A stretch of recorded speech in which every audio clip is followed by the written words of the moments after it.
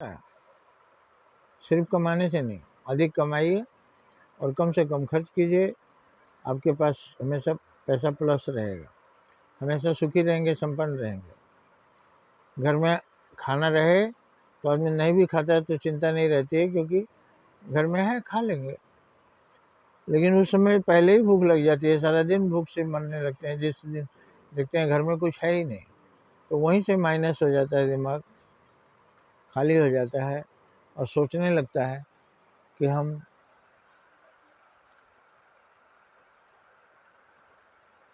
भूखे रहेंगे, हम कष्ट सहेंगे, हमारे घर में कुछ नहीं है।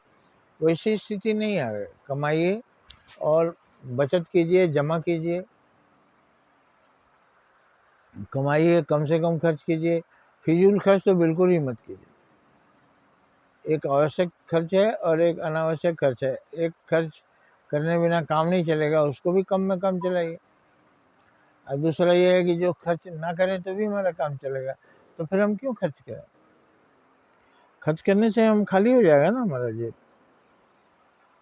और खाली जेब सभी दुखों का कारण होता है। सामने दिखाई दे रहा है जो मिठाई, पैसा नहीं है तो वो मिठाई बहुत याद आएगी और बहुत तकलीफ देगी। अगर जेब में पैसा है और तब मीठा नहीं खाएंगे, खा लेंगे, अभी नहीं मन कर रहा है, पैसा खर्चा हो जाएगा, तो वो कम तकलीफ दे होता है। जेब में पैसा रहे तो भूखे भी रहने में तकलीफ नहीं होती है, लेकिन जेब में पैसा ना रहे तो थोड़ी देर की भी भूख बर्दाश्त नहीं होती, कई गुना कष्ट देती है। इसलिए फिजूल खर्ची रोकिए, अनावश्यक खर्च रोकिए, अधिक कमाइए और बचत कीजिए। आपको कमी नहीं है फिर भी देश के लिए बचत कीजिए। देश आपका है, देश के लोग अपने हैं। हम तो यही सोचते हैं। जो लोग सोचते होंगे कि देश को बर्बाद करो, खुद को बर्बाद करो, दूसरे देश को बर्बाद करो, दुश्मन बर्बाद करो, अरे दुनिया में कौन हमारे दुश्मन है? जब वसुधैव कुटुंबकम का नारा दे रहे हैं हमारे प्रधानमंत्री, सारा विश्व अपना परिवार है, तो ऐसी हालत में दुश्मन कौन है? दुश्मन समझकर हम अपने दोस्त का घर बर्बाद कर रहे हैं, दुश्मन समझकर हम अपने दोस्त का देश बर्बाद कर रहे हैं, नष्ट कर रहे हैं, कंगाल कर रहे हैं। जो नष्ट कर दे रहे हैं मिनटों में, उसको वर्षों में भी नहीं पूरा कर सकते, और अगर उसको नष्ट न किए होते तो और जो पूरा करने में लगा रहे, उससे नया और निर्माण होता है।